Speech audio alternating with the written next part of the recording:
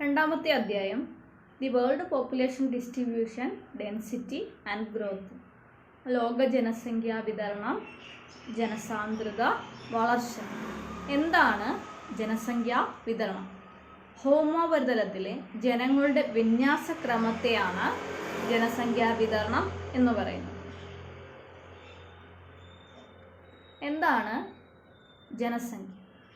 The total number of people inhabited in a specified area.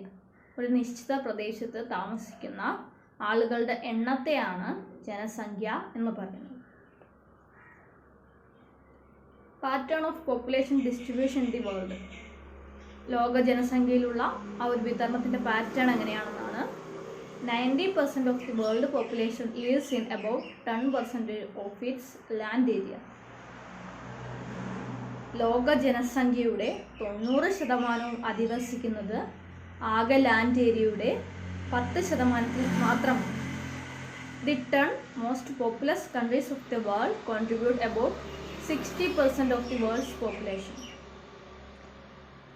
ജനസംഖ്യയിൽ മുന്നിൽ നിൽക്കുന്ന 10 രാജ്യങ്ങളെടുത്താൽ 60% ലോക ജനസംഖ്യ കോൺസെൻട്രേറ്റ് ചെയ്യുന്നത് ഈ 10 രാജ്യങ്ങളിലായിട്ടാണ്. ആ 10 രാജ്യങ്ങൾ ഏതൊക്കെയാണെന്ന് നോക്കാം.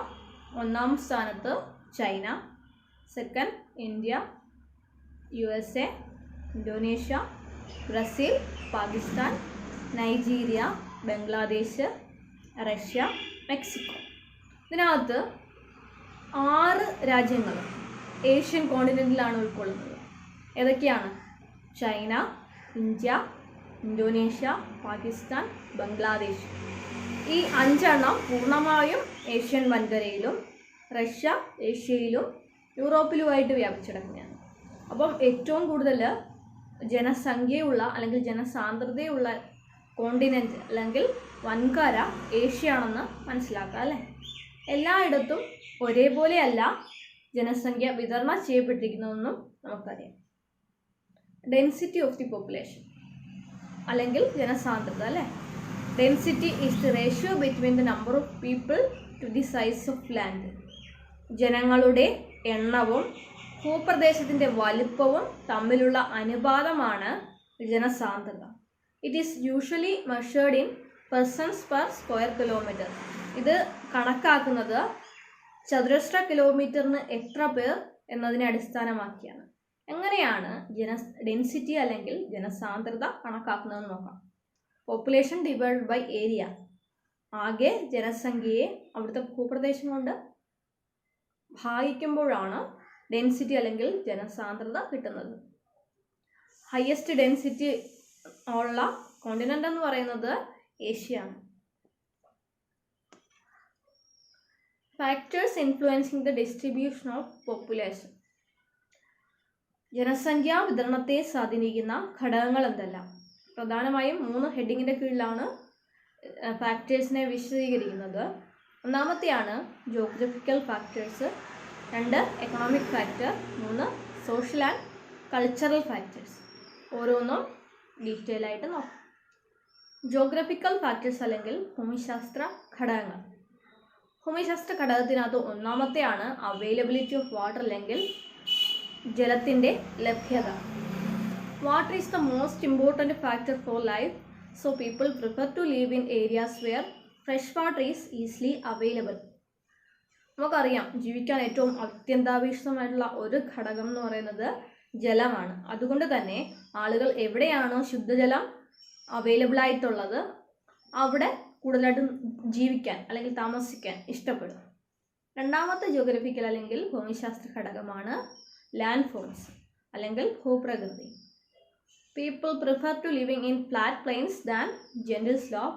This is because such areas are favourable for the production of crops and to build road and industries. ഭൂപ്രകൃതി എങ്ങനെയാണ് സ്വാധീനിക്കുന്നതെന്നാണ്. നമുക്കറിയാം ആളുകൾ കൂടുതലായിട്ടും താമസിക്കാൻ ഇഷ്ടപ്പെടുക ഒന്നെങ്കിൽ പ്ലെയിൻ ഏരിയ അല്ലേ, സമതല പ്രദേശങ്ങളിലോ താരതമ്യേന ചരിവ് കുറഞ്ഞ പ്രദേശങ്ങളിലോ ആയിരിക്കും. This is because such areas are favourable for production of crops അല്ലേ. ഇത്തരം പ്രദേശങ്ങളിൽ താരതമ്യേന പ്ലെയിൻ ഏരിയാസിൽ എസ്പെഷ്യലി ഫുഡ് ക്രോപ്സ്, ഭക്ഷ്യധാന്യങ്ങൾ ഏറ്റവും കൂടുതൽ പ്രൊഡ്യൂസ് ചെയ്യുന്നത് സമതല പ്രദേശങ്ങളിലായതിനാൽ തന്നെ കൃഷിക്ക് അനുയോജ്യം എങ്ങനെയുള്ള പ്രദേശമാണ്? Flat plain areas. മാത്രമല്ല റോഡ് കൺസ്ട്രക്ട് ചെയ്യാനും വ്യവസായങ്ങൾ തുടങ്ങാനും എല്ലാം തന്നെ അനിവാര്യം പ്ലെയിൻ അല്ലെങ്കിൽ താരതമ്യേന ജെന്റിൽ സ്ലോപ്പ് ഉള്ള പ്രദേശങ്ങളിലാണ്. മൂന്നാമത്തെ ജിയോഗ്രഫിക്കൽ ഫാക്ടർ അല്ലെങ്കിൽ ഭൂമിശാസ്ത്ര ഘടകമാണ് കാലാവസ്ഥ. An extreme climate such as very hot or cold desert are uncomfortable for human habitation. Areas with comfortable climate where there is not much seasonal variation attract more people. നമ്മളൊരു pleasant ആയിട്ടുള്ള ഒരു നല്ലൊരു മിതമായ കാലാവസ്ഥയുള്ള ഇടങ്ങളിൽ താമസിക്കാനാണ് ഇഷ്ടപ്പെടുക. എക്സ്ട്രീം കോൾഡും ഹോട്ടും കണ്ടീഷൻ അൺഫേവറബിൾ ആണ് അല്ലേ, ജീവിക്കാൻ അനുയോജ്യമല്ലാത്ത അവസ്ഥയാണ്. അതുകൊണ്ട് തന്നെ നല്ല മിതമായ കാലാവസ്ഥ, സുഖകരമായ കാലാവസ്ഥയുള്ള മേഖലകളിൽ ആളുകൾ കൂടുതലായിട്ടും പോയി താമസിക്കാൻ ഇഷ്ടപ്പെടുന്നു. അടുത്തതാണ് എക്കണോമിക് ഫാക്ടർ അല്ലെങ്കിൽ സാമ്പത്തിക ഘടകങ്ങൾ. അതിൽ ഒന്നാമത്തതാണ് മിനറൽസ് അല്ലെങ്കിൽ ധാതുക്കൾ. Areas with mineral deposit attracts industries. Mining and industrial activities generate employment. So skilled and semi-skilled workers move to these areas and make them densely populated. നമുക്കറിയാം മിനറൽസിൻ്റെ ഡെപ്പോസിഷൻ എല്ലായിടത്തും ഒരേപോലെ അല്ല അല്ലേ വിതരണം. അപ്പോൾ എവിടെയാണോ ധാതുക്കൾ കൂടുതലായിട്ടുള്ളത് അവിടെ ഇൻഡസ്ട്രീസ് അല്ലെങ്കിൽ വ്യവസായ സ്ഥാപനങ്ങൾ തുടങ്ങും. അവിടേക്ക് ഒരുപാട് ഇൻഡസ്ട്രീസ് തുടങ്ങുമ്പോൾ സ്വാഭാവികമായിട്ടും അവിടെ ഒരുപാട് തൊഴിൽ അവസരങ്ങൾ സൃഷ്ടിക്കപ്പെടും. അപ്പോൾ ഒരുപാട് ആളുകൾ, സ്കിൽഡായിട്ടുള്ള ആളുകൾ അവിടേക്ക് താമസിക്കും അല്ലേ. അപ്പോൾ ആ ഒരു റീജിയൻ അല്ലെങ്കിൽ ആ മിനറൽസ് ഉള്ള ഏരിയ എന്ന് പറയുന്നത് ഡെൻസ്ലി പോപ്പുലേറ്റഡ് ഏരിയ ആയിട്ട് കൺവെർട്ട് ചെയ്യും അല്ലേ. അപ്പോൾ രണ്ടാമത്തെ എക്കണോമിക് ഫാക്ടറാണ്, സാമ്പത്തിക ഘടകമാണ് അർബനൈസേഷൻ അല്ലെങ്കിൽ നഗരവൽക്കരണം. Cities offer better employment opportunities, educational and medical facilities, better means of transportation, communication, good civic amenities and attraction of city life draw people to the cities. നമുക്കറിയാം അർബൻ ഏരിയ എന്ന് പറയുമ്പോൾ അവിടെ നല്ല എംപ്ലോയ്മെൻറ്റ് ഓപ്പർച്യൂണിറ്റീസ്, തൊഴിൽ അവസരങ്ങൾ കാണും, വിദ്യാഭ്യാസത്തിനുള്ള facilities കാണും, നല്ല ആരോഗ്യ മേഖലയെല്ലാം അല്ലെങ്കിൽ ആരോഗ്യ സംവിധാനങ്ങളെല്ലാം വളരെ മെച്ചപ്പെട്ടതായിരിക്കും, നല്ല രീതിയിലുള്ള ഗതാഗത വാർത്താവിനിമയ സൗകര്യങ്ങളും ജീവിക്കാൻ ആവശ്യമായ മറ്റ് എല്ലാ അവസരങ്ങളും ഫെസിലിറ്റീസും നഗരപ്രദേശങ്ങളിലുണ്ട്. അതുകൊണ്ട് തന്നെ ആളുകൾ നഗരപ്രദേശങ്ങളിലേക്ക് താമസിക്കാൻ ഇഷ്ടപ്പെടും. മൂന്നാമത്തെ എക്കണോമിക് ഫാക്ടറാണ് ഇൻഡസ്ട്രിയലൈസേഷൻ അല്ലെങ്കിൽ വ്യവസായ വൽക്കരണം. Industrial wealth provide job opportunities and attract large number of people. These include not just factory workers but also transport operators, shopkeepers, bank employees, doctors, teachers and other service providers. നമുക്കറിയാം ഒരു area, ഒരു പ്രദേശത്ത് വ്യവസായം വന്നു കഴിയുമ്പോൾ സ്വാഭാവികമായും അവിടെ തൊഴിലവസരങ്ങൾ സൃഷ്ടിക്കും, അവിടേക്ക് ഒരുപാട് ആളുകൾ ചെന്ന് എത്തിപ്പെടും. അവിടെ ഇത്തരത്തിൽ ആളുകളെല്ലാം അവിടെ സ്ഥിരമായി താമസിക്കുമ്പോൾ ആ ഒരു ഫാക്ടറി വർക്കേഴ്സിനെ മാത്രമല്ല ആവശ്യം, മറ്റ് അനുബന്ധ പ്രവർത്തനങ്ങൾ അല്ലെങ്കിൽ മറ്റ് എംപ്ലോയ്മെൻറ്റ്, ടീച്ചേഴ്സ് ആയാലും ഡോക്ടർ ആയാലും ബാങ്ക് എംപ്ലോയീസ്, അങ്ങനെയുള്ള മറ്റ് തൊഴിലവസരം കൂടി സൃഷ്ടിക്കപ്പെടുന്നതിന് കാരണമാണ്. അടുത്തത് സോഷ്യൽ ആൻഡ് കൾച്ചറൽ ഫാക്ടേഴ്സ്. സാമൂഹിക സാംസ്കാരിക ഘടകങ്ങൾ എന്തെല്ലാമാണ് ജനസംഖ്യാ വിതരണത്തെ സ്വാധീനിക്കുന്നതെന്നാണ്. Some places attract more people because they have religious or cultural significance. ചില ആളുകൾ സ്ഥലങ്ങൾ ചൂസ് ചെയ്യുന്നത് മതപരമായ, സാംസ്കാരിക ഒരു പൈതൃകമുള്ള മേഖലകളിലായിരിക്കും അല്ലേ. അപ്പം വാരണാസി, ഇന്ത്യയിൽ വാരണാസി അല്ലെങ്കിൽ മക്ക, ആ അത്തരം പ്രദേശങ്ങളിൽ ആളുകൾ താമസിക്കാൻ ഇഷ്ടപ്പെടും. In the same way, people tend to move away from places where there is social and political unrest. അതേപോലെ തന്നെ സാമൂഹികമായും രാഷ്ട്രീയമായും അരക്ഷിതാവസ്ഥ നിലനിൽക്കുന്ന സ്ഥലങ്ങളിൽ ആളുകൾ താമസിക്കാൻ ഇഷ്ടപ്പെടില്ല. ആ 3 ഫാക്ടർ കഴിഞ്ഞു അല്ലേ. ഏതൊക്കെയാണ്? Geographical, economic, social and cultural factors. ഇനി എന്താണ് പോപ്പുലേഷൻ ഗ്രോത്ത് അല്ലെങ്കിൽ ജനസംഖ്യ വളർച്ച എന്നുള്ളത് നോക്കണം. എന്താണ് ജനസംഖ്യ വളർച്ച? ഈ population growth or population change refers to change in number of population of a place during a specific period of time. നിശ്ചിത കാലയളവിൽ ഒരു പ്രദേശത്ത് താമസിക്കുന്നവരുടെ എണ്ണത്തിൽ വരുന്ന മാറ്റത്തെയാണ് ജനസംഖ്യാ വളർച്ച അല്ലെങ്കിൽ മറ്റൊരു പേര് പറയും ജനസംഖ്യാ മാറ്റം, population growth or population change. This change may be positive as well as negative. ഇത് പോസിറ്റീവായിട്ടും കാണും, അല്ലെങ്കിൽ കൂടുതൽ ജനസംഖ്യയിലുള്ള വർധനവും കാണും, കുറവും കാണും അല്ലേ. Positive this change may be either positive nor negative. It can be expressed either in terms of absolute number or in terms of percentage. ഈ ഒരു ജനസംഖ്യാ വളർച്ചയെ പോസിറ്റീവ് നെഗറ്റീവ് വളർച്ചയെ ഒന്നെങ്കിൽ എണ്ണത്തിൽ കാണിക്കും അല്ലെങ്കിൽ ശതമാന അടിസ്ഥാനത്തിൽ കാണിക്കും. അടുത്തത് population growth rate. It is the ratio of population change between two period of time. ഒരു നിശ്ചിത കാലയളവിലുള്ള ജനസംഖ്യയിലെ മാറ്റത്തെ സൂചിപ്പിക്കുന്നത് റേഷ്യോ പ്രൊപ്പോർഷണൽ ആണ് സൂചിപ്പിക്കുന്നത്. അതിനെയാണ് പോപ്പുലേഷൻ ഗ്രോത്ത് റേറ്റ് എന്ന് പറയുന്നത്. This is the change of population expressed in percentage. ഈ പോപ്പുലേഷൻ ഗ്രോത്ത് റേറ്റ് മെഷർ ചെയ്യുന്നത് എപ്പോഴും ശതമാന അടിസ്ഥാനത്തിലായിരിക്കും. ടൈപ്പ് ഓഫ് പോപ്പുലേഷൻ ഗ്രോത്ത് വിവിധ 4 തരത്തിലുണ്ട്. ജനസംഖ്യ വളർച്ച അല്ലേ, നാച്ചുറൽ ഗ്രോത്ത് ഓഫ് പോപ്പുലേഷൻ അല്ലെങ്കിൽ സ്വാഭാവിക വളർച്ച, ജനസംഖ്യയുടെ സ്വാഭാവിക വളർച്ച. This is the population increased by difference between birth and death in a particular region between 2 point of time. നമുക്കറിയാം ഒരു അനുകൂല വളർച്ച അല്ലെങ്കിൽ അനുകൂലമല്ല സ്വാഭാവിക വളർച്ച, ജനസംഖ്യയുടെ സ്വാഭാവിക വളർച്ച എപ്പോഴും കാൽക്കുലേറ്റ് ചെയ്യുന്നത് ബർത്ത് അല്ലെങ്കിൽ ജനനം മൈനസ് മരണം. അപ്പോൾ ഒരു പോസിറ്റീവ് സംഖ്യ കിട്ടും. അതാണ് നാച്ചുറൽ ഗ്രോത്ത് ഓഫ് പോപ്പുലേഷൻ അല്ലേ. അടുത്തത് ആക്ച്വൽ ഗ്രോത്ത് ഓഫ് പോപ്പുലേഷൻ അല്ലെങ്കിൽ യഥാർത്ഥ ജനസംഖ്യാ വളർച്ച. ശരിക്കും ബർത്ത് മൈനസ് ഡെത്ത് എന്നുള്ളത് കിട്ടുന്ന നമ്പർ ഒരു ആക്ച്വൽ നമ്പർ ആയിരിക്കത്തില്ല. അപ്പോൾ എങ്ങനെയാണ് യഥാർത്ഥത്തിൽ അത് കാൽക്കുലേറ്റ് ചെയ്യേണ്ടതെന്ന് നോക്കാം. Birth minus death plus inmigration minus out migration അല്ലേ. ജനനം മൈനസ് മരണം, അതിൻ്റെ കൂടെ ഇൻമൈഗ്രേഷൻ അല്ലെങ്കിൽ ദേശാന്തര ആഗമനം. കുറേ പേര് ഒരു പ്രദേശത്തേക്ക് വന്നു ചേരും, അവരിൽ നിന്ന് ആ ഒരു സ്ഥലത്തു നിന്ന് പുറത്തേക്ക് പോകുന്നവരെ കുറയ്ക്കും അല്ലെ, ഔട്ട് മൈഗ്രേഷൻ. അപ്പം അങ്ങനെയാണ് ആക്ച്വൽ ഗ്രോത്ത് റേറ്റ് കാൽക്കുലേറ്റ് ചെയ്യുന്നത് അല്ലേ. Birth minus death plus inmigration minus out migration. അതാണ് ശരിയായ ഒരു ഗ്രോത്ത് റേറ്റ് എന്ന് പറയുന്നത് അല്ലേ. അടുത്തത് പോസിറ്റീവ് ഗ്രോത്ത് ഓഫ് പോപ്പുലേഷൻ, അനുകൂല ജനസംഖ്യ വളർച്ച. This happens when the birth rate is more than the death rate between 2 points of time or when people from other countries migrate permanently to the region. നമുക്കറിയാം ഈ positive growth rate എന്ന് പറയുന്നത് birth റേറ്റിൽ നിന്ന് അല്ലെങ്കിൽ ജനനിരക്കിൽ നിന്ന് മരണനിരക്ക് കുറയ്ക്കുമ്പോൾ ഒരു 2 കാലയളവിലെ ബർത്ത് റേറ്റും ഡെത്ത് റേറ്റും തമ്മിൽ കുറയ്ക്കുമ്പോൾ ആ ഒരു പീരീഡിൽ കുറയ്ക്കുമ്പോൾ പോസിറ്റീവായിട്ടൊരു ആൻസർ കിട്ടും അല്ലേ. അതിനെയാണ് പോസിറ്റീവ് ഗ്രോത്ത് റേറ്റ് എന്ന് പറയുന്നത്.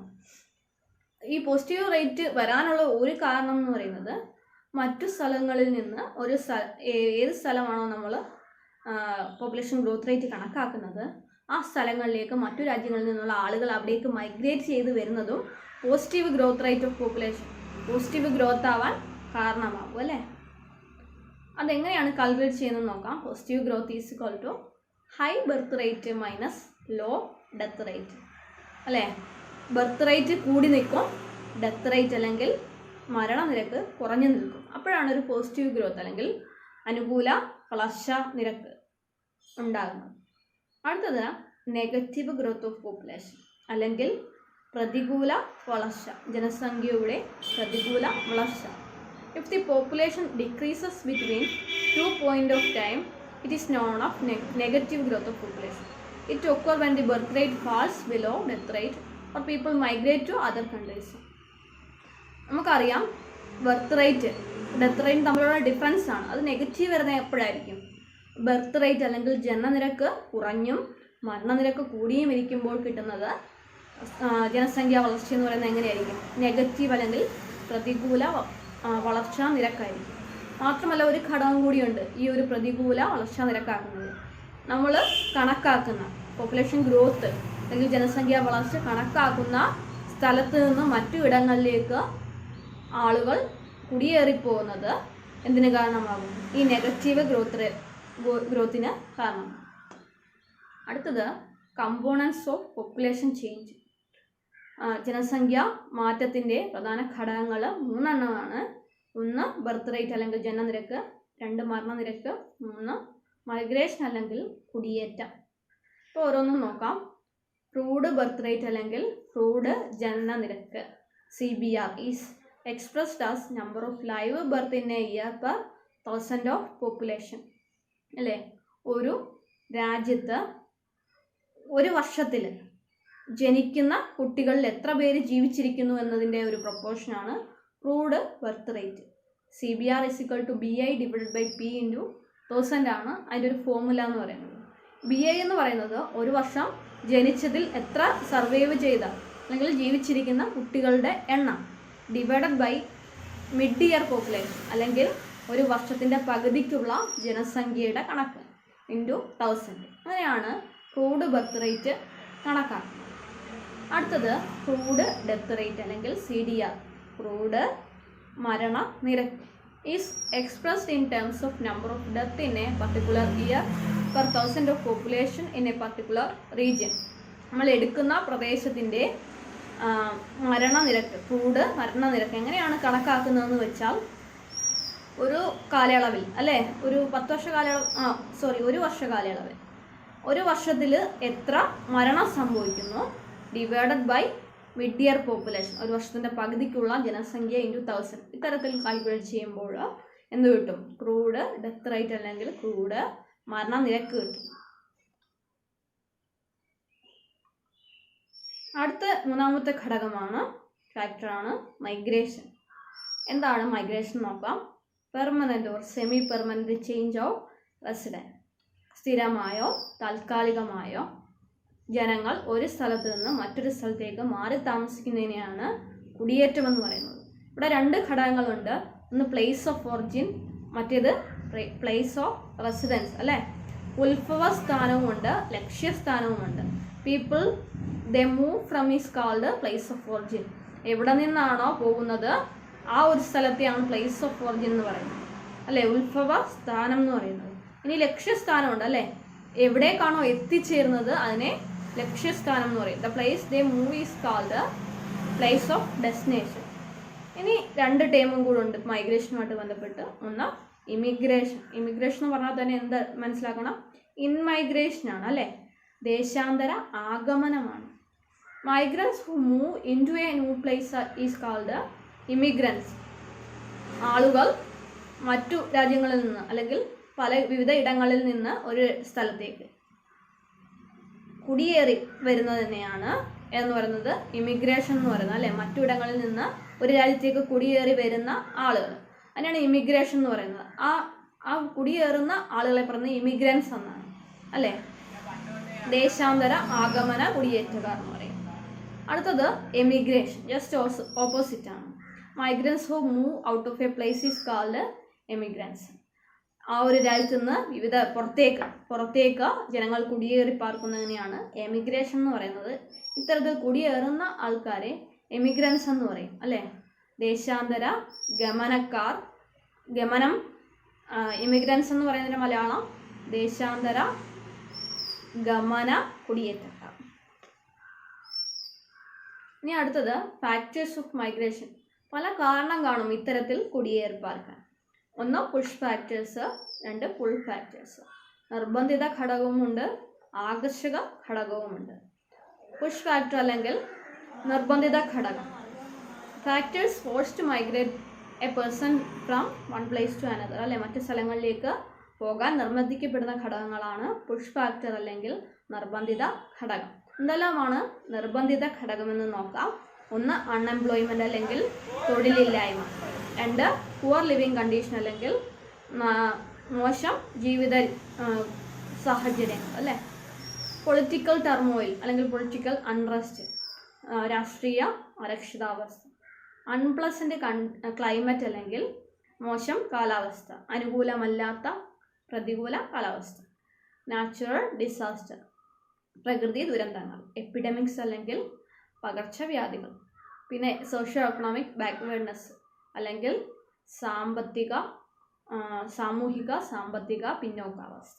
ഇവയെല്ലാമാണ് മറ്റു ഇടങ്ങളിലേക്ക് പോകാൻ വേണ്ടി നിർബന്ധിക്കപ്പെടുന്ന ഫാക്ടേഴ്സ് അല്ലെങ്കിൽ ഘടകങ്ങൾ. പുൾ ഫാക്ടറാണ് അടുത്തത്. പുൾ ഫാക്ടർ എന്ന് പറഞ്ഞാൽ എന്താണ്? ആകർഷക ഘടകങ്ങളാണ്. Factors attract a person from one place to another is called pull factor. എന്തൊക്കെയായിരിക്കും പുൾ ഫാക്ടർ അല്ലെങ്കിൽ ആകർഷക ഘടകം എന്ന് പറയുന്നത്? ബെറ്റർ എംപ്ലോയ്മെൻറ്റ്, നല്ല ജോലി അല്ലേ. പിന്നെ എന്താണ്? ഗുഡ് ഇൻകം, നല്ല ശമ്പളം, മെച്ചപ്പെട്ട ശമ്പളം. പിന്നെ പ്ലസൻറ്റ് ക്ലൈമറ്റ് അല്ലെങ്കിൽ നല്ല മിതമായ സുഖകരമായ കാലാവസ്ഥ. പീസ് അല്ലെങ്കിൽ സമാധാനം. ഇവയെല്ലാമാണ് ആകർഷിക്കുന്ന ഘടകങ്ങൾ, മറ്റിടങ്ങളിലേക്ക് ആകർഷിക്കുന്ന ഘടകങ്ങൾ. അടുത്തത് ട്രെൻഡ് ഇൻ പോപ്പുലേഷൻ ഗ്രോത്ത്. ആ ഒരു ട്രെൻഡ് എങ്ങനെയാണെന്ന് നോക്കാം. ജനസംഖ്യാ വളർച്ചയുടെ ആ ഒരു trend. In the first century AD it was below 300 million. AD 1-ാം നൂറ്റാണ്ടിൻ്റെ തുടക്കത്തിൽ ലോക ജനസംഖ്യ 300 മില്യൺ ആയിരുന്നു. The population on the earth is more than 7.8 billion in 2020. മില്യനും ബില്യനും തമ്മിൽ വ്യത്യാസമുണ്ട്. ഒരു മില്യൺ എന്ന് പറഞ്ഞാൽ 10 ലക്ഷം, ഒരു ബില്യൺ എന്ന് പറഞ്ഞാൽ 100 കോടി. അപ്പോൾ ഇവിടെ 7.8 മില്യൺ ആയി 2020. 2000-ൻ്റെ തുടക്കത്തിൽ, 2021-ാം നൂറ്റാണ്ടിൻ്റെ തുടക്കത്തിൽ, അതായത് 2000 ലോക ജനസംഖ്യ 600 കോടിയായിരുന്നു. പിന്നെ 2020 ആയപ്പോഴത്തേക്കും 7.8 ആയിട്ട് വർദ്ധിച്ചു. ഒരു എന്താ പറയുക, അടുത്തൊരു സെൻസസോ അല്ലെങ്കിൽ 2030 ആകുമ്പോഴത്തേക്കും ഉറപ്പായിട്ടും ലോക ജനസംഖ്യ 800 കോടി കടക്കും എന്നാണ് പറയുന്നത് അല്ലേ. World population exploded in 18th century after the industrial revolution. Technological advancement achieved so far helped in the reduction of birth rate and provide stage of accelerating population growth. നമുക്കറിയാം 18th century 18-ാം നൂറ്റാണ്ടിൽ എങ്ങനെയായി industrial revolution അല്ലെങ്കിൽ വ്യവസായ വിപ്ലവം വന്നത് birth rate കുറയുന്നതിന് കാരണമായി, population growth കൂടുന്നതിന് കാരണമായി. അപ്പോൾ നമുക്കറിയാം പോപ്പുലേഷൻ ഗ്രോത്ത് കൂടുതൽ എപ്പോഴും ഡെവലപ്പിംഗ് കൺട്രീസിലായിരിക്കും, പോപ്പുലേഷൻ ഗ്രോത്ത് കുറവ് ഡെവലപ്ഡ് നേഷൻസിലായിരിക്കും. Impact of population change. എന്തൊക്കെയാണ് ഇതിൻ്റെ ഒരു പ്രത്യാഘാതങ്ങൾ? ഇത്തരത്തിൽ ജനസംഖ്യ അമിതമായി വർദ്ധിക്കുന്നതിൻ്റെ അതിൻ്റെ വളർച്ചയുടെ പ്രത്യാഘാതങ്ങൾ എന്തെല്ലാമാണെന്ന് നോക്കാം. ഒന്ന്, depletion of resources due to over population. അമിതമായി വിഭവങ്ങളെ ആശ്രയിക്കുന്നത് അല്ലേ. പോപ്പുലേഷൻ അല്ലെങ്കിൽ ജനസംഖ്യ കൂടുന്നതിനനുസരിച്ച് വിഭവങ്ങളുടെ ഒരു കുറച്ചിൽ അല്ലെങ്കിൽ ദൗർലഭ്യം ഉണ്ടാകുന്നതിന് കാരണമാണ്. എൻവയോൺമെൻറ്റൽ പ്രോബ്ലം അല്ലെങ്കിൽ പാരിസ്ഥിതിക പ്രശ്നങ്ങൾ ഉണ്ടാകുന്നതിന് കാരണമാകും. പിന്നെ സ്പ്രെഡ് ഓഫ് ഡിസീസസ്, വളരെ വേഗം പകർച്ചവ്യാധികൾ പകർന്നു പിടിക്കുന്നതിനും കാരണമാകും. എന്ന് പറഞ്ഞാൽ അൺഎംപ്ലോയ്മെൻറ്റ് അല്ലെങ്കിൽ തൊഴിലില്ലായ്മ, പോവർട്ടി, ദാരിദ്ര്യം, ഇവയ്ക്കെല്ലാം കാരണമാണ്.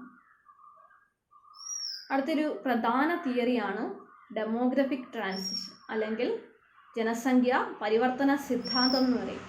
Demographic transition theory can be used to describe and predict the future population of any area.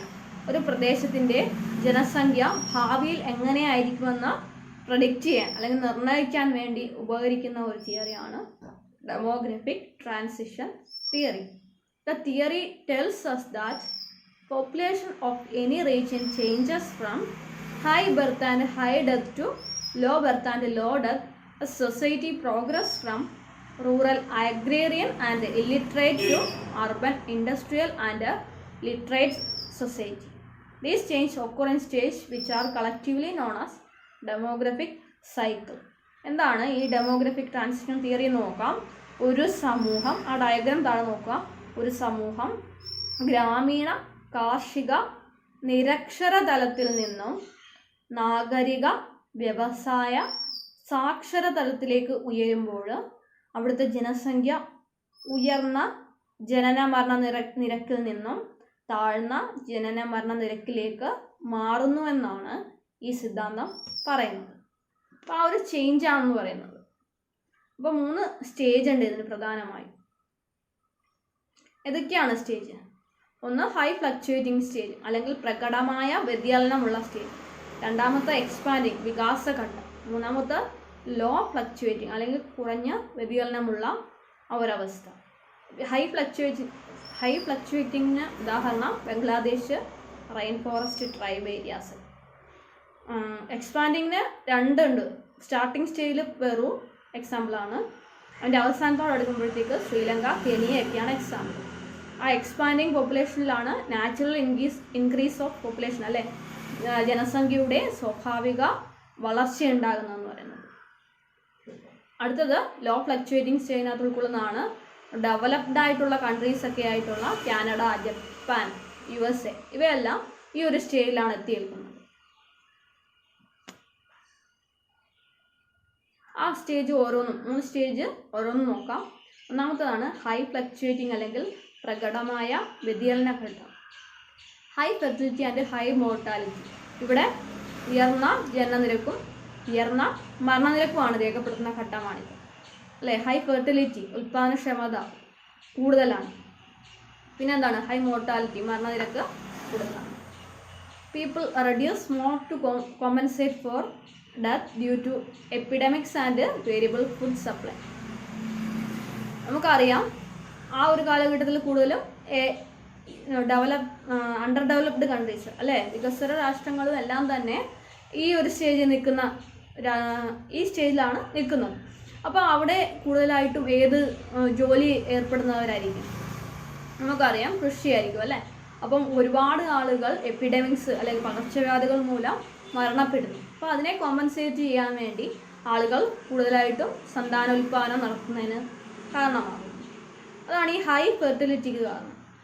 The population growth is slow and most of the people are engaged in agriculture where large families are the asset. ആ ഒരു കാലഘട്ടത്തിൽ വലിയ കുടുംബങ്ങൾ എന്ന് പറയുന്നത് ഒരു അസറ്റായിട്ട്, ഒരു സമ്പാദ്യമായിട്ടാണ് കരുതുന്നത് അല്ലേ. അപ്പോൾ അഗ്രികൾച്ചർ, കൃഷിക്ക് ഒരുപാട് ആളുകളെ വേണം. അപ്പോൾ ആ വീട്ടിലുള്ള ആ കുടുംബത്തിലുള്ള ആളുകളെ തന്നെ കൂടുതൽ അതിനുവേണ്ടി പ്രയോജനപ്പെടുത്താൻ വേണ്ടി ഒരുപാട് കുട്ടികളെ അല്ലെങ്കിൽ സന്താനോൽപാദനം വർദ്ധിക്കുന്നതിന് കാരണമാകും. Life expectancy is low. People are mostly illiterate and have low level of technology. നമുക്കറിയാം സാങ്കേതികവിദ്യ വളരെ ബാക്ക്വേർഡായിട്ട് നിൽക്കുന്ന രാജ്യങ്ങളാണ് എന്താണ് അണ്ടർ ഡെവലപ്ഡ് കൺട്രീസ് അല്ലേ. ഇപ്പോൾ ലൈഫ് എക്സ്പെക്റ്റൻസി അല്ലെങ്കിൽ ആയുർദൈർഘ്യം എന്ന് പറയുന്നത് വളരെ കുറവായിരിക്കും.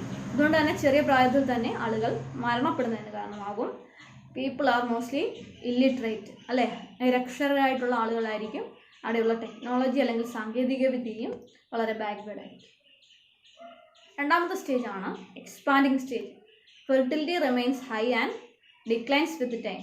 ആദ്യം അതിൻ്റെ ഞാൻ പറഞ്ഞു 2 ഘട്ടമുണ്ടെന്ന്, അതായത് എക്സ്പാൻഡിങ് സ്റ്റേജിൽ, വികാസഘട്ടത്തിൽ. അപ്പോൾ ആദ്യം അതിൻ്റെ തുടക്കത്തിൽ ഫെർട്ടിലിറ്റി ഹൈ ആയിരുന്നു അല്ലെങ്കിൽ ജനന നിരക്ക് വളരെ കൂടുതലായിരുന്നു. പക്ഷേ അതിൻ്റെ അവസാനത്തോട് അടുക്കുമ്പോഴത്തേക്ക് ആ ഒരു സ്റ്റേജിൻ്റെ എൻഡിലോട്ട് വരുമ്പോൾ ഫെർട്ടിലിറ്റി റിമെയിൻ ഡിക്ലൈൻ. എങ്ങനെയാണ് ഫെർട്ടിലിറ്റി അല്ലെങ്കിൽ ജനനനിരക്ക് കുറയുന്നതിന് കാരണം? റെഡ്യൂസ്ഡ് മോർട്ടാലിറ്റി റേറ്റ്, മരണനിരക്ക് താരതമ്യേന കുറയും ഈ സ്റ്റേജിൽ. Improve in sanitation and health condition leads to decline in mortality. മരണനിരക്ക് കുറയാനുള്ള കാരണം നല്ല രീതിയിലുള്ള ശുചിത്വ മാർഗങ്ങളും ഹെൽത്ത് കണ്ടീഷൻസും എല്ലാം മെച്ചപ്പെട്ടു. ആരോഗ്യ മേഖലയെല്ലാം മെച്ചപ്പെട്ടതാണ് ഈ ഒരു സ്റ്റേജിൽ മരണനിരക്ക് കുറയാൻ കാരണം. അടുത്ത 3ാമത്തെ സ്റ്റേജാണ് low fluctuating stage. Both fertility and mortality decline considerably. നമുക്കറിയാം ഈ ഒരു സ്റ്റേജ് ആകുമ്പോഴത്തേക്കും ബർത്ത് റേറ്റും ഡെത്ത് റേറ്റും കുറയുന്ന ഒരു ഘട്ടമാണ്. The population is either stable or grow slowly. ഒന്നുകിൽ ഏകദേശം സ്റ്റേബിളായിട്ട് സ്ഥിരമായിട്ട് നിൽക്കുന്ന ഒരവസ്ഥ അല്ലെങ്കിൽ ചെറിയ തോതിലുള്ള ജനസംഖ്യാ വളർച്ചയുടെ ഘട്ടമാണിത്. The population become urbanised, literate and has high technological know how and deliberately control the family size. നമുക്കറിയാം കുറച്ചുകൂടി ഈ ഒരു സ്റ്റേജിൽ എത്തി നിൽക്കുന്നവരെല്ലാം ഞാൻ പറഞ്ഞു ഡെവലപ്ഡ് കൺട്രീസ് ആണ്. ഇപ്പോൾ അർബനൈസ്ഡ് ഏരിയ ആണ്. അപ്പം ആളുകളെല്ലാം ലിറ്ററേറ്റ് ആണ് അല്ലേ, നിരക്ഷരരല്ല സാക്ഷരരാണ്. മാത്രമല്ല ടെക്നോളജിക്കൽ ഡെവലപ്മെൻറ്റ് എന്ന് പറയുന്നത് ഹൈ ആണ്. അതുകൊണ്ട് തന്നെ അവർ സ്വാഭാവികമായും ഫാമിലി സൈസ് അല്ലെങ്കിൽ കുടുംബത്തിൻ്റെ ആ ഒരു വലിപ്പം കുറയ്ക്കും അല്ലേ. 3 സ്റ്റേജ് കഴിഞ്ഞു. ആ ഒരു തിയറി ഇമ്പോർട്ടൻ്റ് ആണ്, ആ ഒരു ഡയഗ്രാം ഇമ്പോർട്ടൻ്റ് ആണ്, മനസ്സിലാക്കി വെക്കുക. അടുത്തത് പോപ്പുലേഷൻ കൺട്രോൾ മെഷേഴ്സ് അല്ലേ. പോപ്പുലേഷൻ കൺട്രോൾ ചെയ്തേ മതിയാവും, ജനസംഖ്യ ഒന്ന് ത്വരിതപ്പെടുത്തിയേ മതിയാവും. കുറേയധികം പ്രശ്നങ്ങളൊക്കെ ഉണ്ടാകും നമ്മൾ പഠിച്ചായിരുന്നു അല്ലേ. അപ്പോൾ എന്തൊക്കെയാണ് പോപ്പുലേഷൻ കൺട്രോളിങ് മെഷേഴ്സ് എന്ന് നോക്കാം. Adoption of family planning programme, കുടുംബാസൂത്രണ പദ്ധതികളെല്ലാം തയ്യാറാക്കുക, പദ്ധതികൾ തയ്യാറാക്കിയത് ഏറ്റെടുക്കുക. ഇംപ്രൂവിങ് വിമൻസ് ഹെൽത്ത് അല്ലെങ്കിൽ സ്ത്രീകളുടെ ആരോഗ്യ പരിചരണത്തിന് മുൻതൂക്കം നൽകുക. Free availability of contraceptive for large families, ഗർഭ നിരോധന ഉപാധികളുടെ സൗജന്യ വിതരണം ഉറപ്പാക്കുക അല്ലെങ്കിൽ നടപ്പാക്കുക. Tax disincentives for large family, വലിയ കുടുംബങ്ങൾക്ക് നികുതി ആനുകൂല്യങ്ങൾ നിഷേധിക്കുക. മാസ് അവയർനെസ് പ്രോഗ്രാം, ജനസംഖ്യാ വളർച്ച തടയുന്നതിന് പൊതു അവബോധം അല്ലെങ്കിൽ പൊതുബോധം വളർത്തുന്നതിന് വേണ്ട ക്ലാസ്സുകളും എല്ലാം കണ്ടക്ട് ചെയ്യുന്നു. ഒരു തിയറി ഉണ്ട് ഇതിനകത്ത് അവസാനമുള്ളത്, മാൽത്തൂസിയൻ തിയറി. തോമസ് മാൽത്തൂസ് ആണ് ഈ തിയറി 1798 കൊണ്ടുവന്നത്. Stated that the number of people would increase faster than the food supply. നമ്മുടെ ഭക്ഷണ വിതരണം അല്ലേ, അതിനെക്കാട്ടിയും വേഗത്തിൽ ഫാസ്റ്റായിട്ട് ആളുകളുടെ എണ്ണത്തിൽ വലിയ വർധന ഉണ്ടാകുന്നു, അതിനനുസൃതമായിട്ട് ഫുഡ് സപ്ലൈ വർദ്ധിക്കുന്നില്ല എന്ന് പറയുന്ന തിയറിയാണിത്. ഇനി further increase would result in population crash caused by famine diseases and war. അപ്പോൾ ഇത്തരത്തിൽ ജനസംഖ്യയ്ക്ക് അനുസൃതമായിട്ട് വിഭവങ്ങൾ അല്ലെങ്കിൽ കഴിക്കാനുള്ള ഫുഡ് സപ്ലൈ വർദ്ധിച്ചില്ല എന്നുണ്ടെങ്കിൽ വലിയ പ്രത്യാഘാതങ്ങളിലേക്ക് നയിക്കും അല്ലേ. വലിയ ക്ഷാമത്തിലേക്കും ഡിസീസസ് അസുഖങ്ങളും വാർ യുദ്ധം ഭക്ഷണത്തിന് വേണ്ടിയുള്ള യുദ്ധങ്ങളിലേക്കുമെല്ലാം ഇത് നയിക്കും. For the sustainability of our resources the world will have control rapid population increase. അപ്പോൾ ഇത്തരത്തിൽ സസ്റ്റൈനബിളായിട്ട് റിസോഴ്സൊക്കെ യൂസ് ചെയ്യുക, ദ്രുതഗതിയിൽ വളർന്നുകൊണ്ടിരിക്കുന്ന ജനസംഖ്യ ഒന്ന് കൺട്രോൾ ചെയ്യുക എന്നുള്ളതാണ് ഈ തിയറി പറയുന്നത്. Okay, thank you.